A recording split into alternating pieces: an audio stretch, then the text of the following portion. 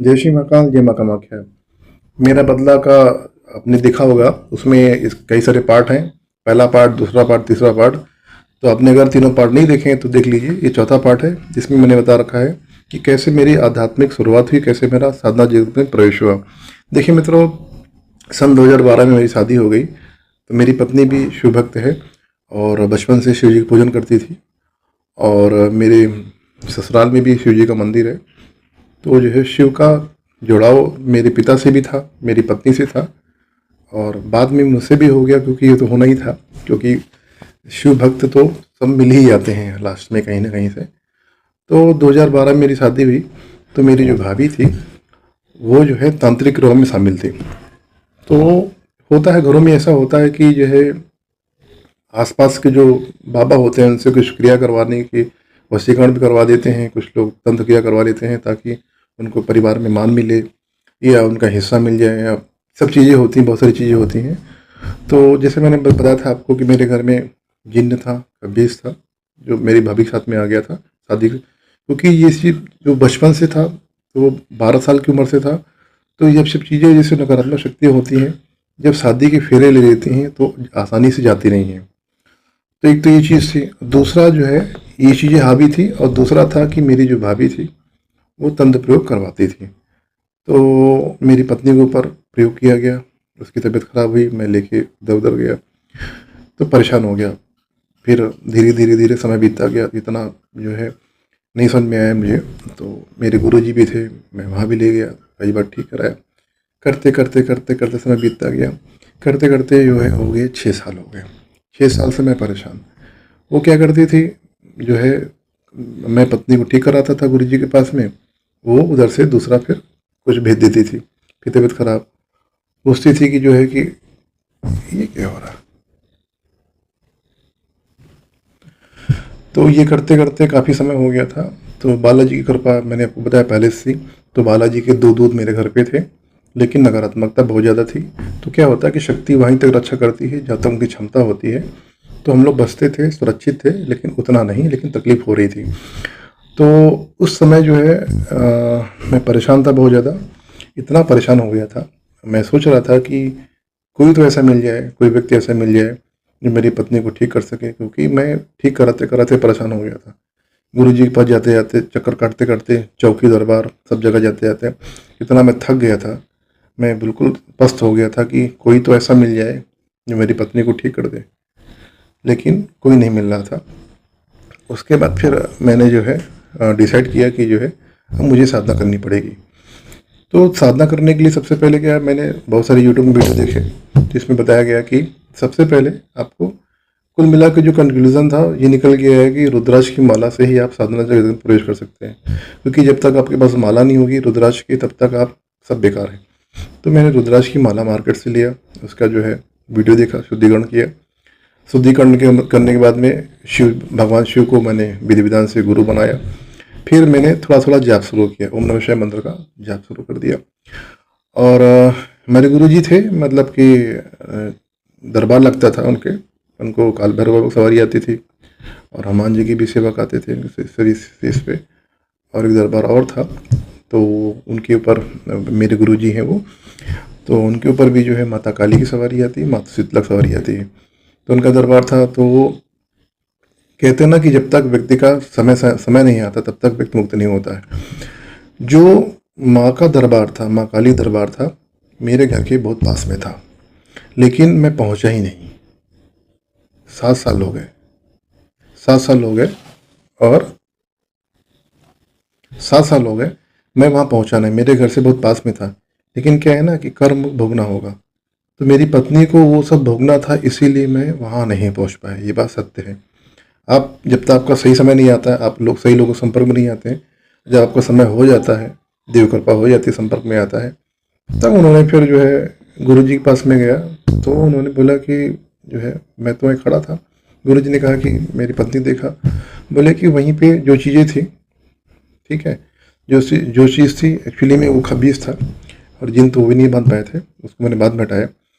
तो खबीज था, तो बोले कि उसको पीपल में ही बांध दिया वहाँ पे, क्योंकि जितनी नकारात्मक शक्तियाँ रहती थी। तो गुरु जी पीपल के वृक्ष में, वहीं दरबार लगता था, दरबार के बाहर पीपल का वृक्ष था, वहीं पे बांध देते थे। तो उसको वहीं पे बांध दिया। तो मैंने गुरुजी से कहा कि हमने कहा गुरुजी ये बताइए कि मेरा मतलब कि मैं पूछ रहा था उनसे कि क्या करना है। उन्होंने बोले कि ऐसा है कि जब तुम्हारी पत्नी तबीयत सही हो जाए तो मंदिर में घंटा बांध देना और माँ को जो है 16 श्रृंगार का जो है जो भी लगता है दे देना। तो उन्होंने ये भी कहा कि जब तुम पूरी तरह संतुष्ट हो जाओ तब।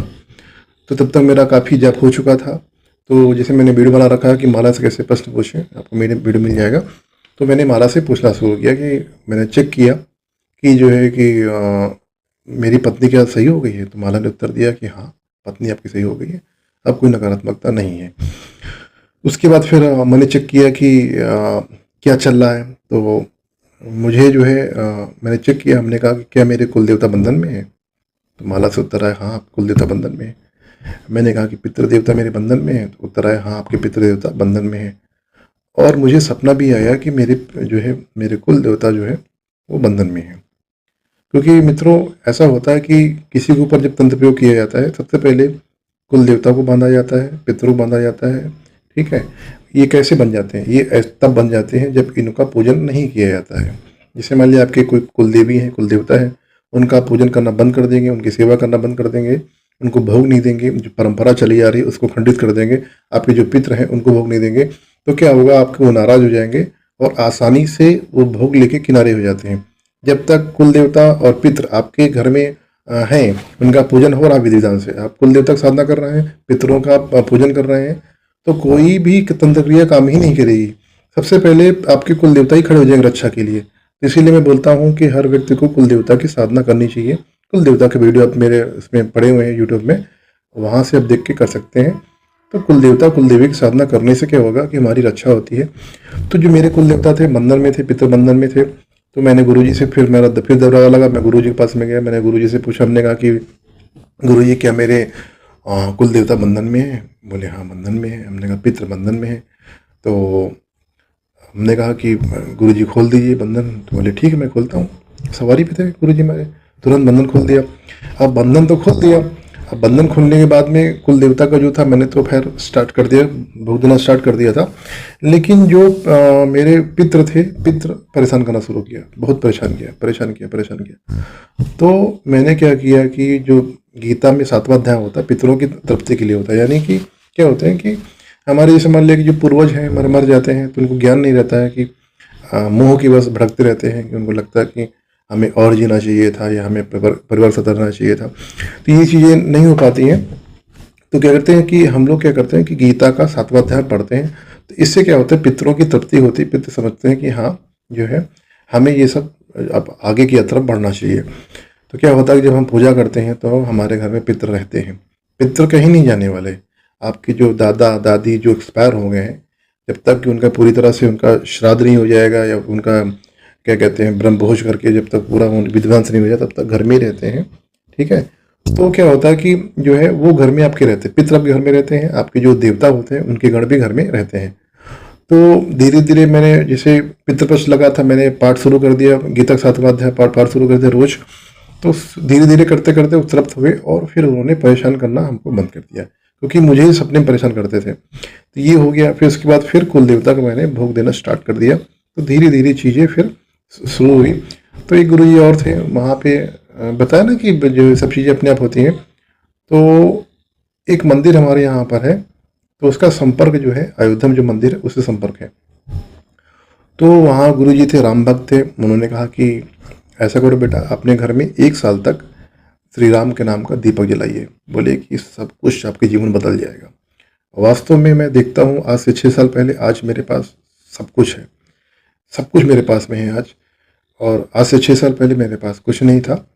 तो मैं देव कृपा की बात कर रहा हूँ, मैं सब कुछ जो सिद्धि शक्ति ये सब उनकी कृपा से हुई है। तो मेरे घर में 1 साल तक अखंड दीपक राम जी का जला है।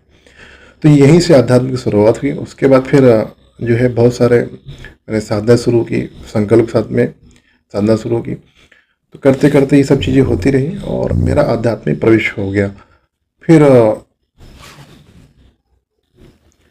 उसके बाद फिर जो है मेरा शिव भगवान की स्थिति चल रही थी। तो मेरे मन में आया कि बस अपने मन में आया, अपने आप आया कि मुझे भगवान शिव को सिद्ध करना है। मेरे किसी ने मुझे कहा नहीं, अपने मेरे दिमाग में आया ये था कि कुछ भी हो जाए, मैं सब कुछ खत्म कर दूंगा, सब कुछ बर्बाद कर दूंगा, स्वयं को नष्ट कर दूंगा, लेकिन भगवान शिव को मैं सिद्ध करूंगा। ये नहीं पता था कैसे होगा, मुझे नहीं पता था। फिर उसके बाद फिर मैं पूजा घर में बैठा, मैंने बात किया, मैंने कहा बाबा मैं इस योग्य नहीं हूँ कि मैं आपकी सेवा कर सकूँ। वास्तव में मेरी क्षमता नहीं थी कि मैं शिव की उपासना करता हूँ। हमने कहा बाबा मैं जो है अयोग्य हूँ, मैं आपके योग्य नहीं हूँ कि मैं आपकी सेवा कर सकूँ। कि उस समय कुछ ऐसी चीज़ें थी जो नहीं होनी चाहिए थी, और मैं स्वयं को योग नहीं समझता था। हमने कहा कि मुझे तो ये भी नहीं ज्ञान कि रुद्राक्ष क्या होता है, मुझे कुछ नहीं पता, मुझे मंत्र नहीं पता, मुझे पूजन नहीं पता, मुझे कुछ नहीं पता, मुझे कोई जानकारी नहीं। तो थोड़ा सा बात शुरू हुआ मेरा बाबा से। बाबा ने कहा कि तुम करो तो करो तो मैं बताऊंगा तुमको। तो धीरे धीरे फिर मैंने शिव चालीसा की सिद्धि स्टार्ट किया।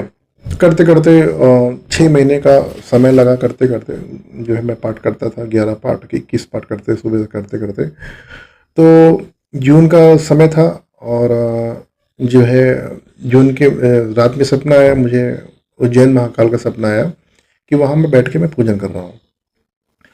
तो उसके बाद फिर सावन का महीना था। मैंने घर में बोला कि मुझे उज्जैन जाना, उज्जैन महाकाल जाना है। उज्जैन महाकाल बाबा दर्शन किए। फिर वहाँ पे काल भैरव बाबा मंदिर है, वहाँ पे दर्शन किए। वहाँ पे मुझे गुरुजी मिले। तो गुरुजी ने मेरी बातचीत हुई, बोले कि क्योंकि क्या होता है कि ऐसा नहीं कि आप किसी के पास चले जाओ आपको कोई शिष्य बना लेगा, कोई नहीं बनाता है। मेरे साथ भी हुआ ऐसा कि मेरे गुरुजी थे, मतलब कि मैं गुरु मानता हूँ उनको, लेकिन मैंने उनसे बोला कि आप मुझे शिष्य बना लीजिए। तो मेरा 2.5 साल हो गया था तपस्या करते करते, साधना करते करते। उन्होंने मना कर दिया। बोले अभी और करो जाके तपोबल, अभी अभी और करो जाके। बोले कि उन्होंने समझाया कि अभी तुम जो कर रहे हो इस मार्ग से भटक गए तो क्या होगा, आपके भागी हम भी बनेंगे, तुम भी बनोगे। तो बोले अभी और करो जाके। तो मैं उनका, मुझे समझ में नहीं आया उस समय, लेकिन बाद में जब मैं सिद्धियां प्राप्त किया मुझे जानकारी मिली कि उन्होंने ऐसा क्यों कहा था। क्योंकि वो उनकी गद्दी लगती थी उनको, वो अपनी शक्तियों को बांटना नहीं चाहते थे। उनका चयन था, मुझे उसमें कोई प्रॉब्लम नहीं है, क्योंकि मैं आज भी जाता हूँ, सम्मानित है, उनके पैर में छूता हूँ, पूजनीय है मेरे लिए। लेकिन उनका चयन था, उनको कोई दिक्कत की बात नहीं। तो उन्होंने मुझे शिष्य बनाने से इनकार कर दिया। ये होता है, गुरु बड़े भाग्य से मिलता है। 2.5 साल मैंने तपस्या करने के बाद मुझे गुरु नहीं मिला।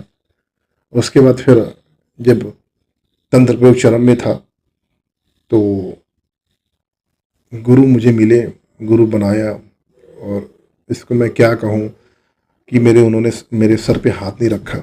गुरु का जब सर पे हाथ रखता है तो आपको क्या आशीर्वाद मिलता है। मैंने पैर छू लिए, लेकिन गुरु जब सर पे हाथ रखता है तो उसकी गुरु की ऊर्जा आपको मिलती है, उसकी शक्ति मिलती है। नहीं दे सकती, मैं क्या कर सकता हूँ। तो मैं घर पे बैठे उदास था। मैंने कहा क्या दुर्भाग्य मेरा, किस प्रकार का मेरा जीवन है कि गुरु ने मेरे सर पे हाथ नहीं रखा। गिलानी होती है, खुद से भी गिलानी होती है, लेकिन क्या कर सकते हैं, जो चीज़ें हैं तो है, उसमें क्या, उसमें कुछ नहीं कर सकते। तो उज्जैन में जब महाकाल बाबा के दर्शन करने के बाद जब काल भैरव बाबा दर्शन करने गए तो वहाँ गुरुजी ने मुझे विधि विधान बताया कि इस प्रकार से काल भैरव बाबा की सिद्धि मिलती है। तो विधि कराई मुझे, और उन्होंने कहा कि शिवलिंग को पकड़ के रखो। शिवलिंग को पकड़ के रखा मैंने 10 मिनट तक, और उसमें माथा मैंने टेका। उसके बाद इतना, जैसे जो मूलाधार चक्र होता है वहाँ पे, सॉरी, जहाँ मणिपुर चक्र होता है, जहाँ पे सिद्धियाँ स्थापित होती हैं, नाभि के पास में मणिपुर चक्र होता है। तो वहाँ पे इतना तेज मुझे दर्द हुआ जैसे किसी ने हथौड़ा चलाया हो। तो प्रथम सिद्धि मेरी काल भैरव बाबा की थी। इतना दर्द हुआ, इतना दर्द हुआ, मैं आपको बता नहीं सकता हूँ। और मूर्छित हो गया वहाँ पे, मैं बेसुध पड़ा था वहाँ पे। तो प्रथम सिद्धि मेरी काल भैरव बाबा की है। वहाँ से मुझे काल भैरव बाबा की अंश प्राप्त हुआ। मित्रों, सिद्धि का मतलब नहीं होता कि आपने किसी देवता सिद्ध कर लिया। उसने प्रसन्न होकर अपना आपको आशीर्वाद दिया है, अपनी कृपा दी है, अपना ऊर्जा का एक स्वरूप दे दिया है, एक छोटा सा अंश दे दिया है। तो उस ऊर्जा को आपको बड़ा करना पड़ेगा। ठीक है, ऐसा नहीं कि आपको किसी ने, जैसे मान लिया कि मैं भी साधना करता हूँ, जैसे किसी ने कहा कि मुझे आप शिव जी का अंश दे दीजिए, मैं अंश दे सकता हूँ, लेकिन वो छोटा सा। इस बात को समझिए कि जैसे कि देव कृपा होती है या कोई सिद्धि होती है, कोई अंश होता है, कोई अंश मिलता है। अंश एक बीज के बराबर होता है। जिसे आपने पौधा देखा होगा ना, छोटा सा बीज, ठीक है, छोटा सा बीज होता है, उसको सेना पड़ता है। जैसे आप छोटा सा बीज लेके डालेंगे, उसको पानी डालेंगे, इस पे पौधा बनेगा, बढ़ते बढ़ते वृक्ष बनने में 25 साल लग जाते हैं। तो जो सिद्धि होती है, जो अंश मिलता है, ठीक है, उसको हमको बड़ा करना पड़ता है। कैसे बड़ा होगा? ऐसा नहीं कि सवारी मिल गई, सिद्धि मिल गई तो बस आराम से बस बैठ गए, ऐसा नहीं होता है।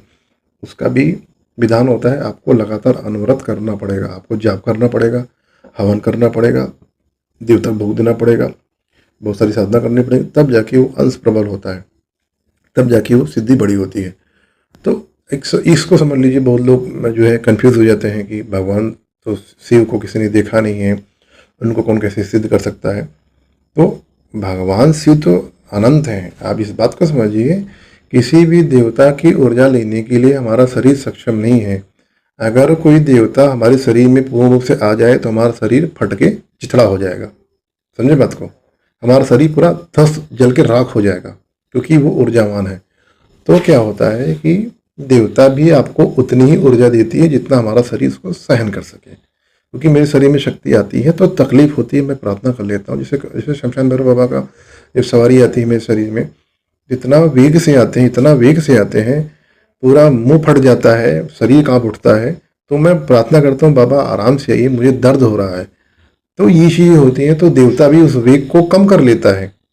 देवता कभी भी, आप इस बात को समझिए ना, कि देवता ऐसे थोड़ी सोचेगा कि मेरा बच्चे, जो मेरे सेवक हैं, जो मेरा बच्चा है वो मर जाए या उसका कुछ हानि हो जाए। ऐसा नहीं होता है। वो उतना ही वेग लेके आता जितना हमारी बॉडी उसको सहन कर सके, उस ऊर्जा को सहन कर सके। ये चीज़ें होती हैं। और सिद्धि का मतलब ये मत समझिए कि जो है किसी देवता को आपने बैठा लिया घर पे, ना ना ना।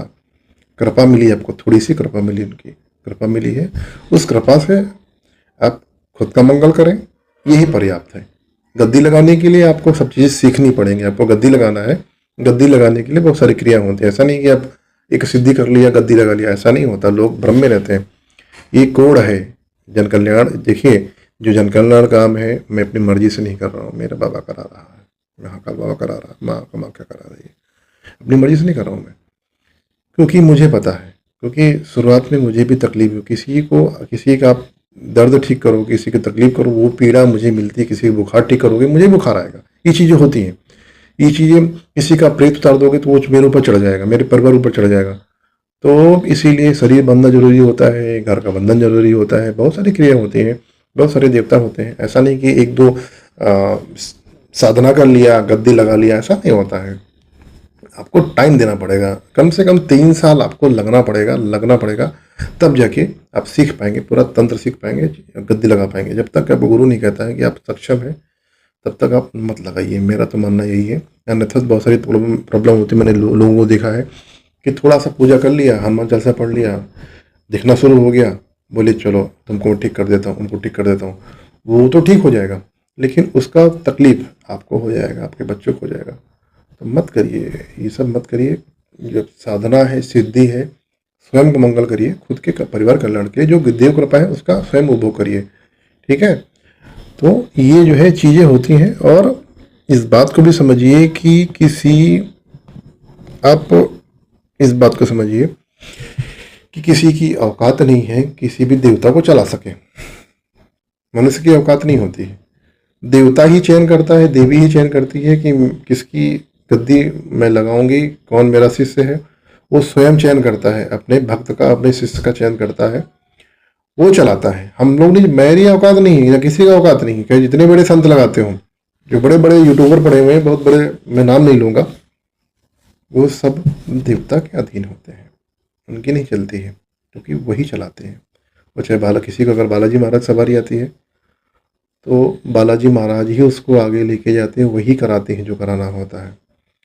उसका नहीं चलता, भगत का नहीं चलता है, देवता ही चलाता है, सब कुछ कंट्रोल करता है ना। ये सुप्रीम जिसे बोलते हैं, सुप्रीम कंट्रोल करता है। ये चीज़ें होती हैं, इस बात को समझिएगा। तो मेरा जो है आध्यात्म में प्रवेश हो चुका था, और करते करते करते मेरी शिव साधना हो गई थी, महाकाल बाबा के दर्शन हो गए थे, वहाँ से सिद्धि मुझे मिली। इसके बाद मेरा जाप जारी था। उसके बाद फिर माँ बगलामुखी की उपासना जो है मैंने की। उसके बाद माँ बगलामुखी 2 रूप में होती है, सात्विक और तामसिक। 3 जगह मंदिर है माँ का। नदिया में मंदिर है, मध्य प्रदेश में नलखेड़ा में है, और हिमाचल कांगड़ा में है। तो 3 जगह पर जो माँ बगलामुखी है यानी कि सात्विक रूप में है, और जो कामाख्या में है माँ बगलामुखी, वो बलि रूप में है। तो यदि माँ से कोई काम कराना है माँ बगलामुखी से कामाख्या में, या उनकी कृपा लेनी है, तो उस कृपा लेने के लिए आपको बलि देनी पड़ेगी, तब आपको कृपा मिलेगा, शुरू मिलेगा, आपका काम होगा। और यहाँ पे जो है मेरे पास 2 सिद्धियाँ हैं, माँ बगलामुखी की दोनों रूपों की सिद्धियाँ हैं, सात्विक और तामसिक। ठीक है, तो माँ बगलामुखी का मैंने काफ़ी संख्या में जाप किया। उसके बाद फिर माँ ने फिर हमको वचन दिया कि जो आपको जो है धर्म, अर्थ, काम, मोक्ष का आपको मिलेगा। और माँ बगलामुखी का अनुष्ठान करना पड़ता है, कम से कम 5 लाख का अनुष्ठान करें, यानी कि 5 लाख आपको मंत्र है माँ बगलामुखी का, ओम ह्रीं बगलामुखी सदुष्टानाम वाचम मुखम पदम स्तंभ जीव के लिए बुद्धिनश्व ह्रीं ओम स्वाहा। इस मंत्र कम से कम 5 लाख बार आप जाप करेंगे, और 1.25 लाख आप जब हवन कर लेंगे इसी मंत्र से, तब जाके बगलामुखी का साक्षात्कार, यानी कि माँ बगलामुखी आपके दर्शन होंगे, आपको दर्शन कर सकते हैं आप, संभव है। तो ये विधान होता है माँ बगलामुखी के दर्शन करने का, उनकी कृपा प्राप्त करने का। तो इस प्रकार से मेरा आध्यात्म में प्रवेश हुआ। और देखिए क्या होता है कि जीवन में परिवर्तन करना पड़ता है। आप सोचो कि आपको सवारी आ गई, सिद्धि आ गई है, तो आप पहले से रहोगे, पहले से आप नहीं रह सकते हैं, आपको अपने दिनचर्या में परिवर्तन करना पड़ेगा। इसे मेरे लिए क्या है, मेरे लिए महत्वपूर्ण है, अगर मुझे भोजन नहीं मिल रहा कोई दिक्कत नहीं, मुझे कुछ नहीं करना, सब प्रथम पूजन। मुझे जैसे होता ना कि एक बच्चा होता है, बच्चे के लिए भूख क्या है, बच्चे के लिए भूख होता है खाना, और मेरे लिए भूख क्या है, आध्यात्म। मेरे भूख क्या है, पूजन। जब तक क्या है कि जब तक अगर मैं पूजन नहीं कर लेता हूँ, मेरे आत्मा को चैन नहीं मिलता है। तो यही जीवन की प्राथमिकता होती है। जब तक आप जो है सब कुछ किनारे करके, अपने सब कुछ किनारे कर दिया, उसके बाद आपने चयन कर लिया कि हाँ मुझे, मेरा प्रथम काम यही है कि मैं पूजन नहीं करूँगा, उसके बाद बाकी चीज़ें, तब जाके व्यक्ति आगे बढ़ता है। ऐसा नहीं होता कि कभी किया कभी नहीं किया ना, ऐसा नहीं होता। तो नियम पालेंगे, अगर नियम का पालन करेंगे तब जाके चीज़ें काम करती हैं, जब जाके चीज़ें होती हैं। तो मेरी पत्नी के पास भी माता काली की पूर्व जन्म की सिद्धि थी, लेकिन क्या होता है कि जैसे हमारा दोबारा जन्म होता है, तो उस सिद्धि को खोलने के लिए आपको फिर से तप करना पड़ता है। तो नवरात्रि का समय था, तो जो है उसके बाद फिर मैंने संकल्प उठाया, हमने कहा हे माँ काली, मुझे जो है आपके 2 अंश चाहिए, मुझे आपके 2 अंश चाहिए, एक खुद के लिए, एक मेरी पत्नी के लिए। तो मैंने नवण मंत्र का जाप शुरू कर दिया। और अष्टमी का सप्तमी थी, सप्तमी को मेरे घर में धूप, जैसे धूप बत्ती जलती थी, धूप बत्ती हवन से त्रिपुंड जो त्रिकुट पर्वत जो वो बन गया, पूरे घर में बन गया, मतलब अलौकिक घटना थी। घर में पूरा पर्वत बन गया, धुएं से बन गया, और बिल्कुल स्टेबल था। मेरे पास फोटो नहीं है, मैं आपको दिखाता, स्टेबल था, बिल्कुल बना था, पूरा पर्वत बना था। सप्तमी के दिन, अष्टमी को माँ काली की सवारी आई, तो हम तो रेडी नहीं थे, मुझे नहीं पता था एक्चुअली में क्या है सब चीज़ें। तो डर लगा मुझे, बोले मैं शरीर में आना चाहती हूँ, तो मुझे समझ में नहीं आया। तो बोले डरते क्यों हो, अब शरीर मिलो।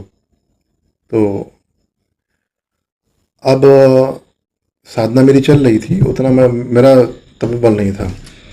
तो मेरी पत्नी के शरीर में माता काली की सवारी आई, और मेरे शरीर में काल भैरव बाबा आ रहे थे, लेकिन पता नहीं चल रहा था मुझे, मतलब वेग आ रहा था, लेकिन वो झटके को मैं झेल नहीं पा रहा था। तो अचानक से कुछ हो जाए, फिर समझ में नहीं आया। फिर मैंने गुरुजी से बात किया, मैंने कहा गुरुजी ऐसा होता है कि जो है कुछ समझ में नहीं आ रहा, कि शरीर में वाइब्रेशन होता है बहुत तेज, और बोले परेशान मत हो, जो कर रहे हो उसको करते रहो, डरने की जरूरत नहीं, मैं हूँ यहाँ पे, जो होगा मैं देख लूँगा, आप करते रहो, बालाजी की कृपा है, बालाजी का तेरे सर पे हाथ है, तेरा कुछ नहीं हो सकता है, तेरा कुछ शाहिद नहीं होगा, तुम जिस मार्ग में आगे जा रहे हो करिए, मैं पीछे से खड़ा हूँ। इसीलिए गुरु का महत्व है। मैं आपको क्या समझाता हूँ, अकेले आप नहीं जा सकते हैं, आप अकेले आप ना भक्ति मार्ग में आगे जा सकते हैं, ना सिद्धि मार्ग में आगे जा सकते हैं। लेकिन लोगों को लगता है कि हाँ चलो यूट्यूब से देख के कर लेंगे। भाई यूट्यूब क्या है, माध्यम है जानकारी लेने के लिए, ठीक है, करना तो आपको फिर भी पड़ेगा ना। आप कितना आगे जाओगे आपके ऊपर है, ठीक है। तो ये चीज़ें हैं। तो बताया ना कि जब तक देव कृपा नहीं होगी तब तक आप आगे भी नहीं जाएंगे भाई, आपका कहीं ना कहीं व्यवधान लग जाएगा, आपका खंडित हो जाएगा। बहुत लोग मैंने देखा है कि चीज़ों को समझते नहीं हैं। और एक बात और समझ लीजिए कि शक्ति सिद्धि तभी काम करते, सॉरी, देवता तभी काम करते हैं जब वो वचन दे देते हैं। आपको वचन दे दिया कि हम आपके घर की रक्षा करेंगे, तो बिल्कुल रक्षा करेंगे, ठीक है। तो जब भी घर में सवारी है, तो सवारी अगर आ रही है तो सवारी को आपको वेरीफाई करना पड़ेगा, कहीं वो प्रेत तो नहीं है, कहीं वो नकारात्मक शक्ति तो नहीं है, क्योंकि वो भी आते हैं, और कहीं देवता तो नहीं है, आपके पितर तो नहीं है, कुल देवता तो नहीं है। तो ये वेरीफाई कहाँ से होगा? आपको किसी जानकार व्यक्ति, यानी कि जो गद्दी लगाता हो, जो दरबार लगाता हो, वहाँ से परीक्षण हो जाएगा। ठीक है, वहाँ से परीक्षण हो जाएगा। उसके बाद फिर जो है सवारी का शुद्धिकरण होता है। उसके बाद फिर जो उससे उच्च व्यक्ति होता है उस सवारी से वचन लेता है कि हाँ भाई वचन दो, तुम आए हो तो परिवार की रक्षा करोगे। तो वचन से ही शक्तियाँ चलती हैं। वचन दे दिया, अगर देवता ने वचन दे दिया तो फिर जीवन भर आपकी रक्षा करेंगे। ठीक है, अगर वचन नहीं दिया तो आते जाते रहेंगे, आपकी रक्षा नहीं हो पाएगी। ये बात समझिएगा। और एक बात और समझ लीजिए कि देवता भी वहाँ तक रक्षा कर पाएगा जहाँ तक उसकी क्षमता होगी। ठीक है, और वो बता भी देगा कि मान लिया कि अगर उसके बस का नहीं, बोलेगा कि हम, जैसे मान लिया कि मान लिया कुछ बड़ी चीज़ है, जैसे हमारे यहाँ ब्रह्म राक्षस होते हैं, मुस्लिम में जिन्न होते हैं, थोड़ा बड़े होते हैं, क्योंकि सबसे यही ऊँचे होते हैं। तो इनको जैसे मान लिया कि कोई शक्ति निपट नहीं पा रही है तो बता देगी कि भाई उस व्यक्ति में चले जाओ, उस धाम में चले जाओ। आपको आपका जो है गाइडेंस कर देगी कि भाई मेरे से नहीं हो पाएगा, वहाँ जाके आप इलाज करा लो। ये भी चीज़ें होती हैं। तो ज़रूरी नहीं है कि जो है चीज़ें इस तरह से काम करें। ठीक है, तो इस बात को समझिएगा। तो उसके बाद फिर जो है मेरी पत्नी के शरीर में माता काली सवारी आई, तो बातचीत हुई। बोली कि माँ बोली कि जो है कि कुछ चाहिए मुझे खाने के लिए। हमने कहा कि ठीक है मैं बना देता हूँ। बनाया मैंने माँ के लिए भोग बनाया, क्योंकि जो शक्ति होती है ऊर्जा है, इस बात को समझिएगा। जो सिद्धि है, शक्ति है, सवारी है, ऊर्जा है। ऊर्जा स्वरूप में हम लोग शरीर में प्रवेश करती है। ठीक है, क्योंकि देवता का कोई शरीर नहीं होता, क्योंकि हमारा शरीर पंच तत्व से मिलकर बना हुआ है, यानी कि धरती आकाश है ना, धरती आकाश जल वायु अग्नि, पंच तत्व से मिलकर बना हुआ है। ये तो नष्ट हो जाएगा, हमारा शरीर नष्ट, जल के नष्ट हो जाएगा, लेकिन देवता होते हैं वो नष्ट नहीं होते। वो कैसा भी स्वरूप रख सकते हैं, अग्नि के रूप में आपको दर्शन दे सकते हैं, वायु के रूप में दर्शन दे सकते हैं। ठीक है, हवा के रूप में, हर तरह से वो दर्शन दे सकते हैं। किसी रूप भी धारण कर सकते हैं, बना सकते हैं, कुछ भी करने सक्षम होते हैं। तो मैंने माता से बात की, मैंने कहा माँ मुझे लगता है कि मैं मर जाऊँगा, मुझे लगता है कि मैं मर जाऊँगा। मैं इतना करना चाहता हूँ कि जो है मरने से पहले मेरा जो है इतना तपस्या हो जाए, मेरी इतनी साधना हो जाए कि मेरा जीवन सफल हो जाए। ये ना लगे कि हाँ मैंने मनुष्य जन्म पाया है, मैंने कुछ किया नहीं। तो मैं साधना इतनी स्पीड से कर रहा था उस समय, बहुत स्पीड से साधना कर रहा था। तो मैंने कहा माँ मैं लग रहा मैं मर जाऊँगा। तो बोले बेटा सोचो नहीं, ज़्यादा विचार मत करो, जो होगा देखा जाएगा। और वास्तव में मेरा जीवन बहुत कम ही था।